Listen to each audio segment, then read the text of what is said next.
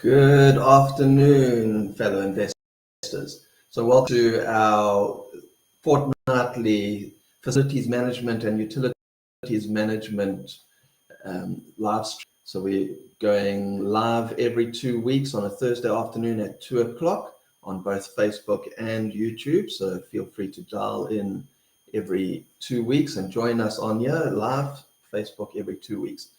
If you are only watching this after the live session, please feel free to drop comments into the chat and let us know if you sort of have any questions, anything that you want to cover a little bit more in detail in future episodes of the facilities management and utilities management that we are doing here. So jumping straight in, last week we sort of did an introduction to what we were going to be covering, and it was straight into understanding the separate entities or separate parts of thinking about the utilities management, the facilities management. So instead of us just dialing into it as an individual building, what we're looking at, we're looking at the whole structure. And today I'm very excited because we're obviously, there's so much to cover, but for me, the most important thing is to get the foundation right. So that's where we're looking at jumping into the administration side first. So for me, it is get that foundation right, because before you start worrying about the maintenance and everything, you obviously need systems in place to be able to manage those processes. And so I'm going to start off by saying the foundation, the most important foundation of your property portfolio is to manage your portfolio like it is a business. And I'll probably repeat this multiple times as we go through these sessions over the next couple of months. It is so important. You can't manage property without thinking of it like it's a business.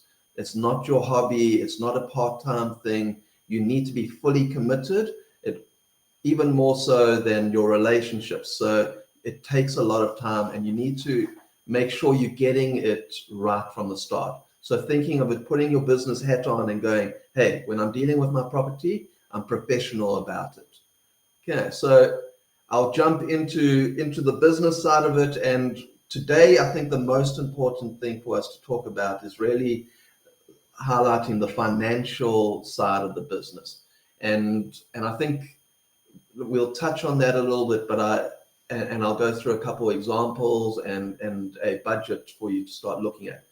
But again, I'm going to drum this into everyone, this idea of managing your property portfolio like a business. So we always talk about structure. We talk about it as sort of like a protection structure, protecting you, protecting your asset, etc. So I think you need to remember to take it one step forward and go, okay, well, what is the structure? If I put a structure in place, so be it a trust, a business, a partnership, so if it's a JV structure, or even if you've bought property in your personal name, you need to think of those as individual structures. So rolling back from your personal name, so if you bought property in your personal name, then you personally are the company. So everything that you do around that property, you've got to think of it as a company. Okay, it mustn't just be in the wash with all your other personal stuff, so your personal finance stuff and everything.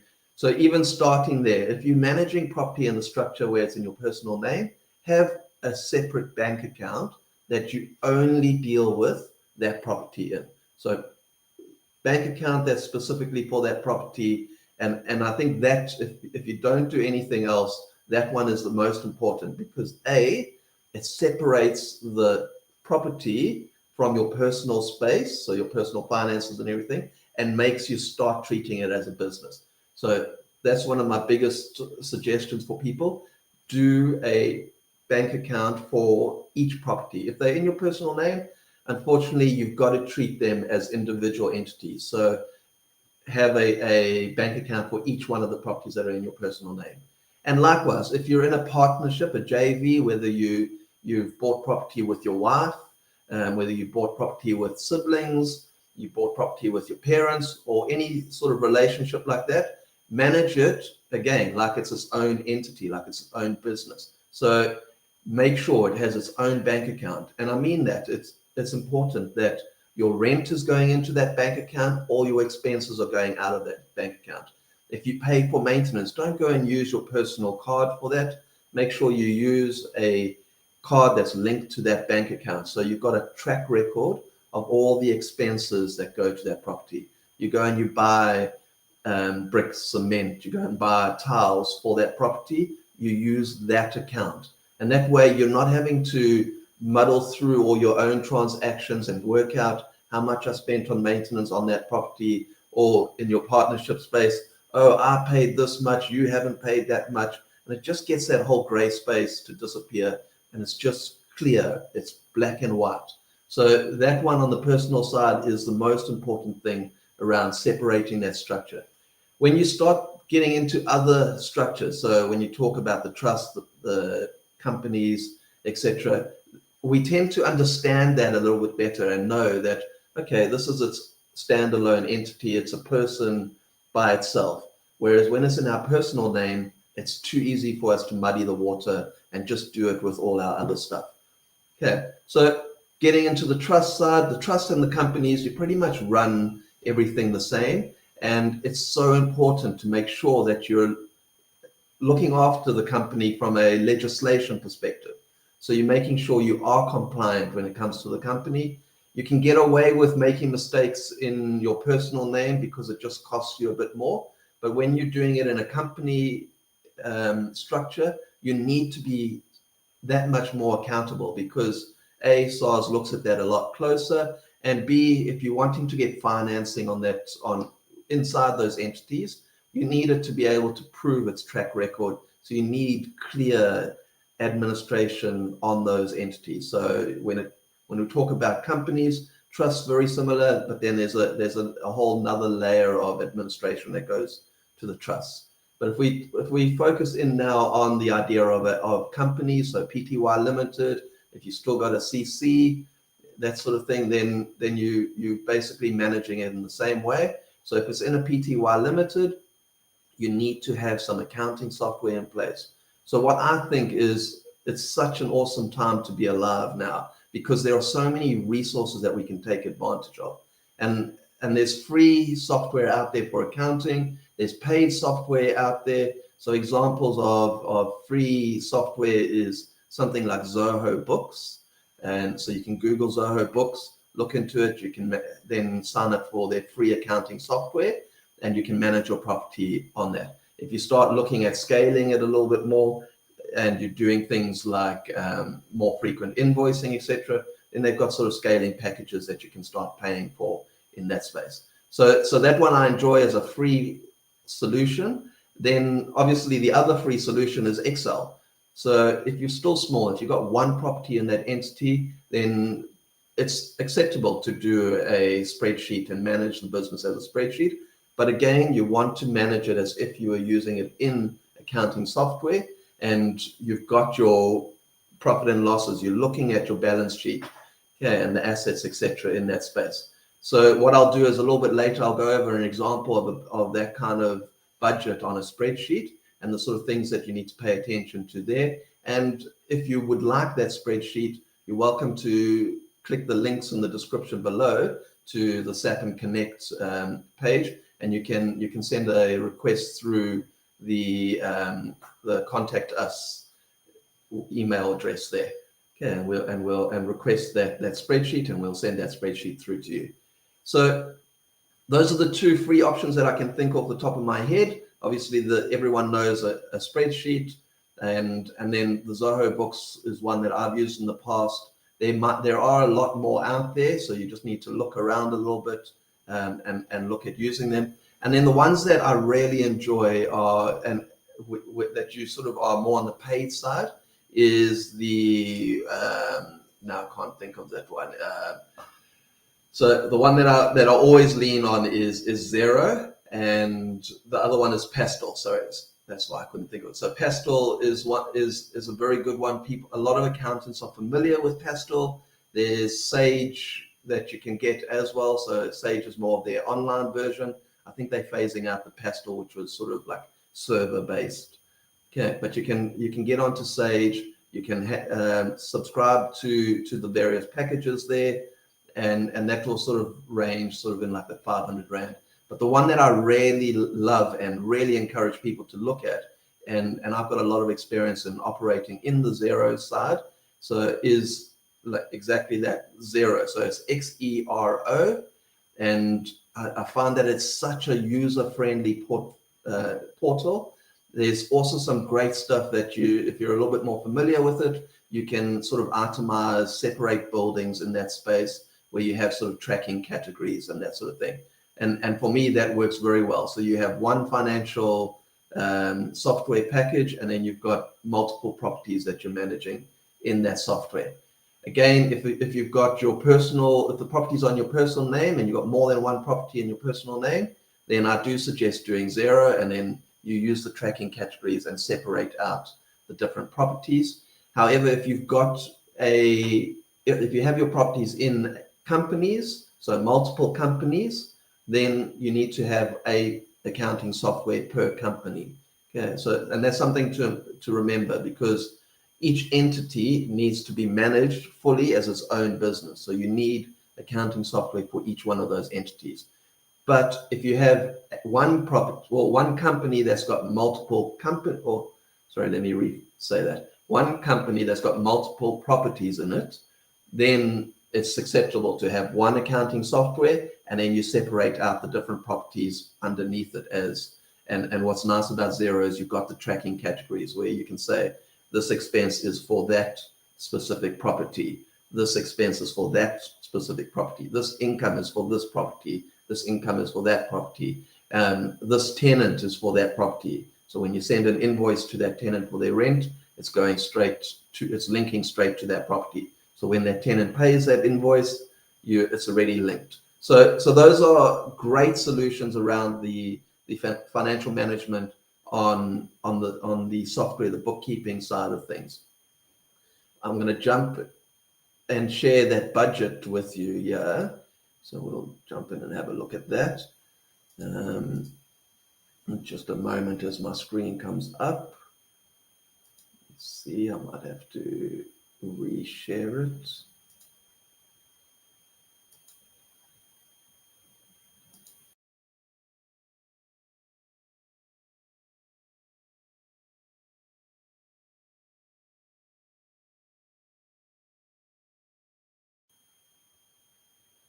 Okay, give me a moment while the spreadsheet comes up, and then I want to talk around that.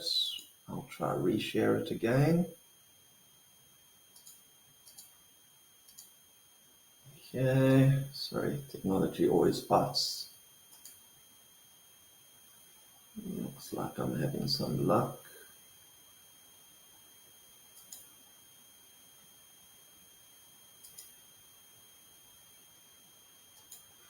One more option.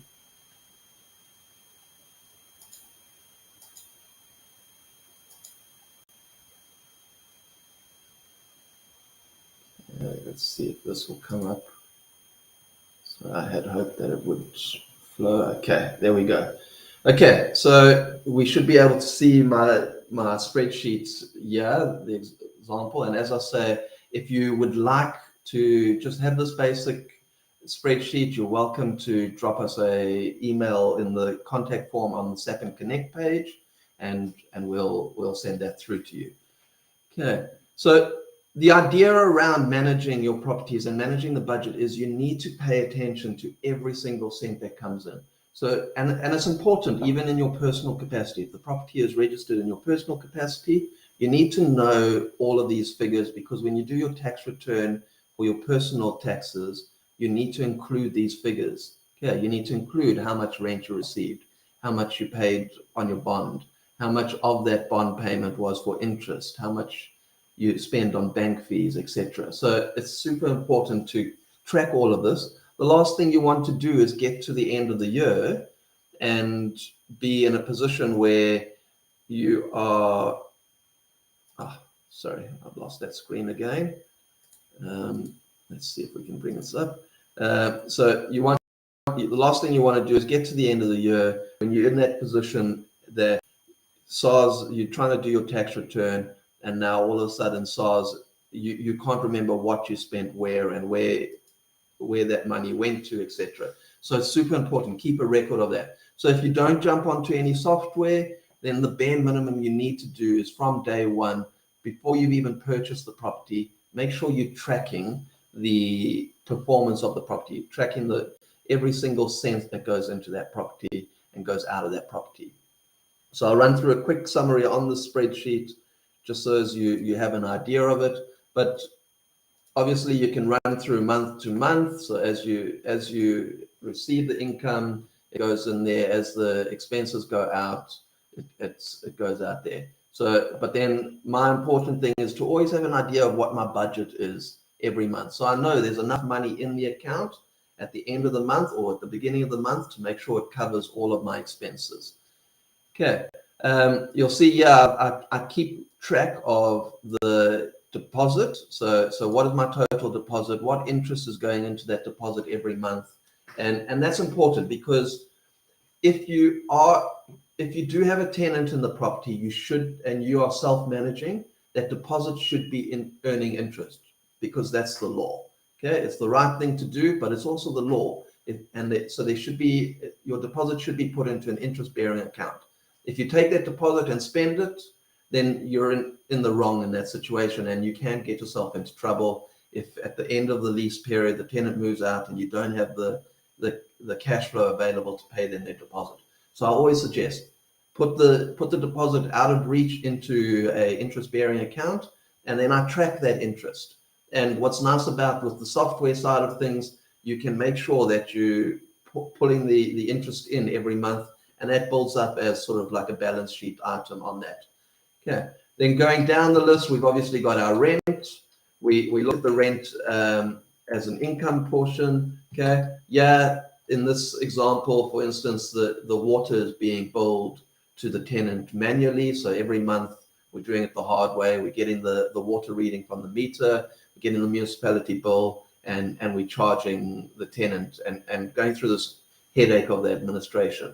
So that's an invoice that goes out every month, and I expect that payment from a budget expectation. I expect it on the 5th of the month, because that utilities invoice is sometimes delayed from the municipality. Then looking at prepaid refunds, so that becomes another income that I'm tracking, because I'm waiting for that money to come into my account, and I'm monitoring over a couple of months to see, okay, what is my average return on my prepaid income. Okay, so prepaid electricity example, and I really do encourage people, if you're going to have properties, make sure you do use prepaid electricity as much as possible, because that administration side of things is really not worth it. Waiting for your municipality bill to come through before you charge for every kiloliter of water, having to send someone to do a water reading, that sort of thing. So really, on the water side, there are prepaid water meters available, there's prepaid electricity meters available. So get in contact with SAPIN-Prepaid and see if you can get a prepaid meter in place as soon as possible, because it really just relieves the stress. Again, we're managing this like a business. The more we streamline things, the easier it is for ourselves long term as we scale this business, because we don't want to add administration burdens as we get bigger. Okay, running down, what would be ideal when it comes to the municipality bill is if you do receive municipality bills or ESCOM bills, etc. I do suggest itemizing your electricity, itemizing your water costs, and having that as a line item that you're paying attention to, especially. So if I'm receiving electricity back from a prepaid meter, then I want to know that I am matching what I'm spending. So if I'm buying 1,600 rands worth of electricity from ESCOM, I need to know that my tenant is paying me back 1,600 rands worth. And that will probably average over 3 months, but you need to know that you're within that ballpark and you're not losing money on your utilities.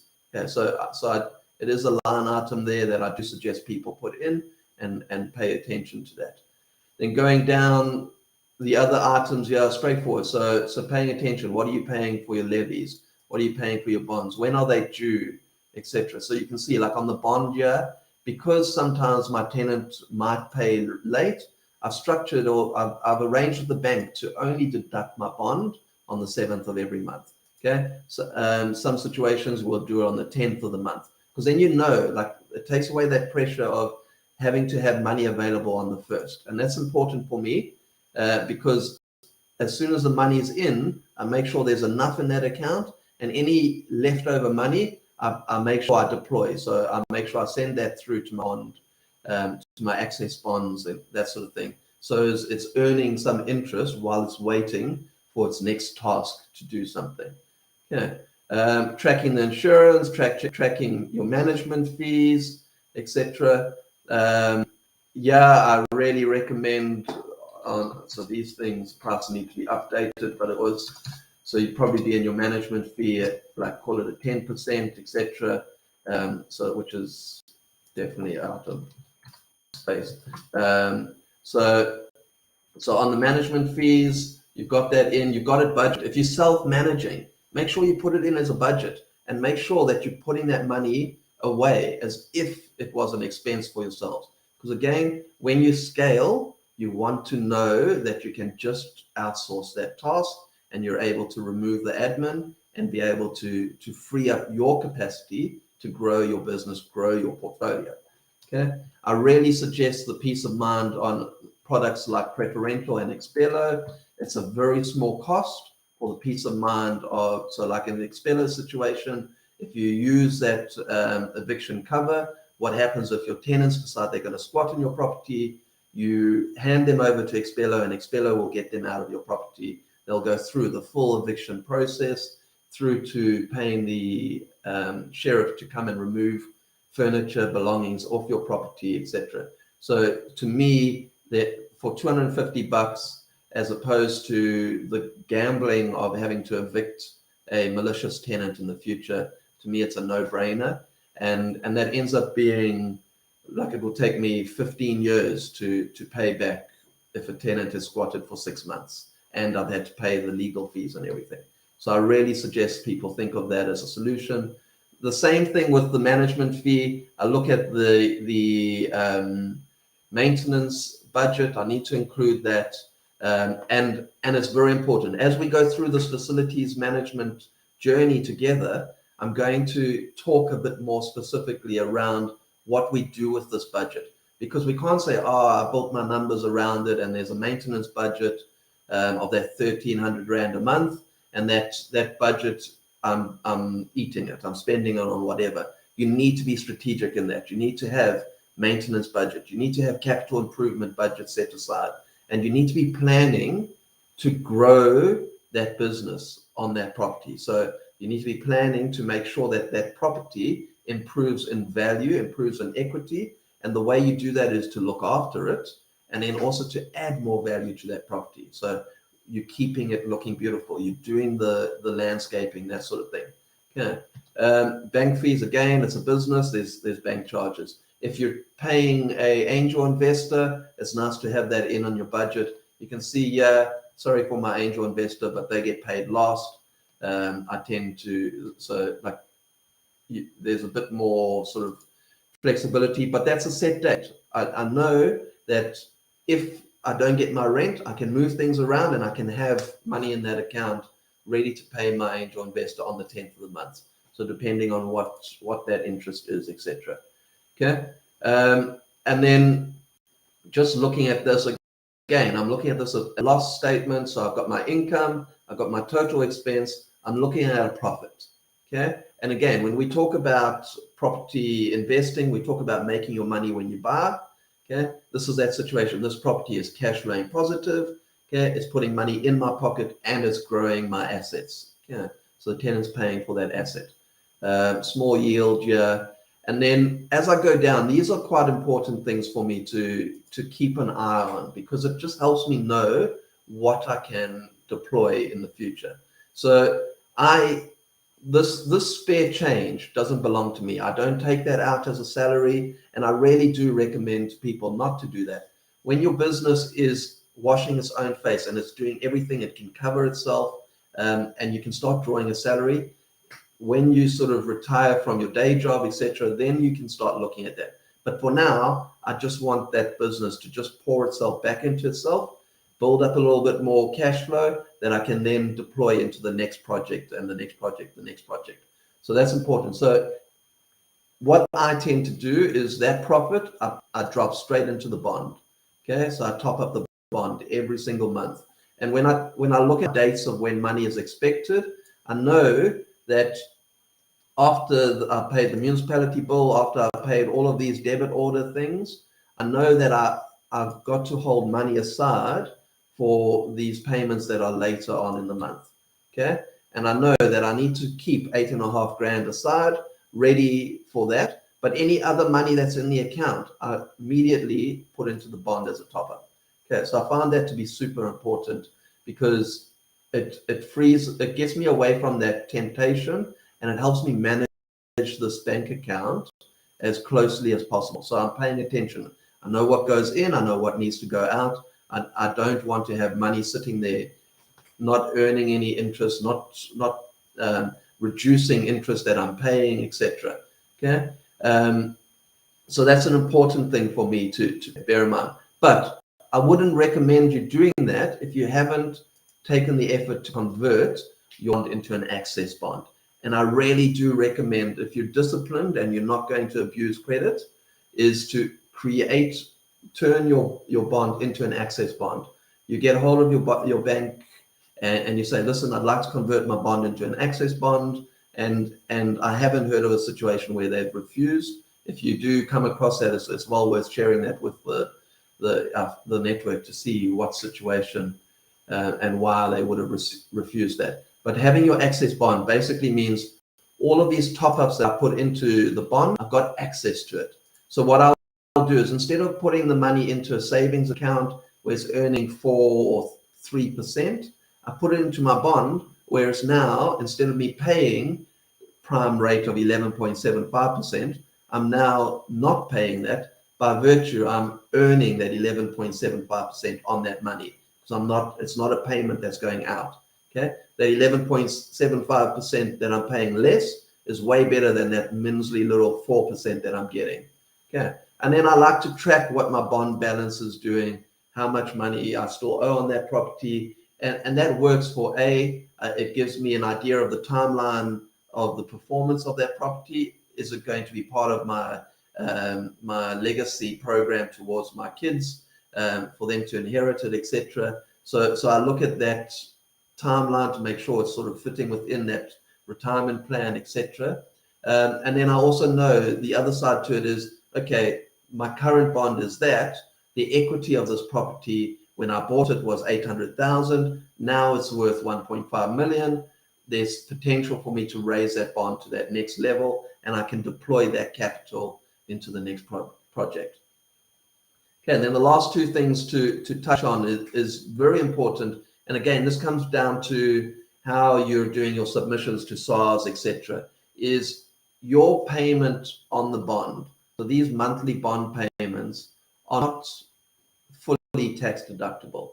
So it's important for you to remember that the interest is the expense. Okay, the bank fees on that bond payment is an expense, and the bond capital pay down is actually an income. So it's actually money that's going into an asset.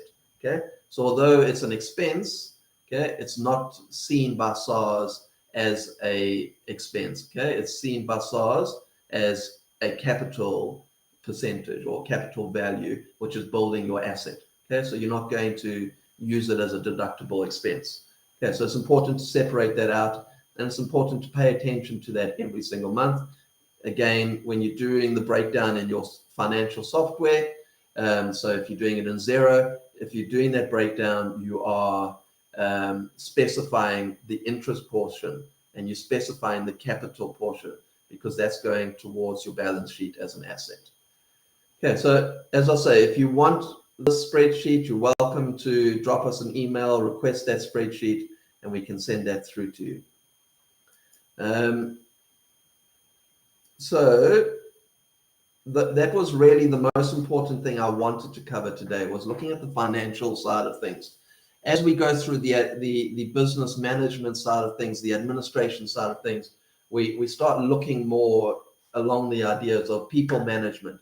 Okay, so managing your power team, managing your customers. So your tenants are your customers. How are you keeping them happy? How are you nurturing them? How are you trying to make sure that they're going to extend their 12-month lease and turn it into another 12 months and another 12 months and another 12 months? Because we remember that your purchase cost or your acquisition cost of getting a new tenant is massive. So sometimes costing you a few months of vacancy, sometimes costing you a month or two on procurement fees to your estate agent, your marketing costs, etc. So if you can keep your tenant, your customer happy as long as possible or all the time, they're going to stay with you as long as possible. Yeah, and then we can start talking about what marketing you're doing, talking about your sales strategies. Again, whether you're doing a sourcing business or whether you're flipping properties, whether you're looking at adding extra rooms to multi-lets, etc. So all of these strategies are going to be important. As we go through this journey, we'll start sort of playing on both sides of things. So we'll look at the administration side, so on this administration side, and then also look at the operations side. Okay, but our next important thing is to start looking at the capital improvements, what you're doing with your maintenance and so on. So dial in 2 weeks' time at 2 o'clock on a Thursday afternoon, and we'll start going through those in different phases.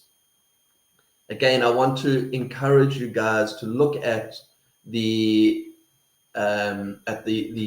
prepaid meters as a solution. So there are prepaid water meters available. There's prepaid electricity meters available. There's even prepaid gas meters available. So if you have a multi-let and it makes sense because of load shedding to install gas bottles, you want to be in control of the safety element of it. And so by doing that, you need to have a gas COC, and it's ideal to have a cage with locked away bottles, etc. But now you've got the situation of who pays for what gas.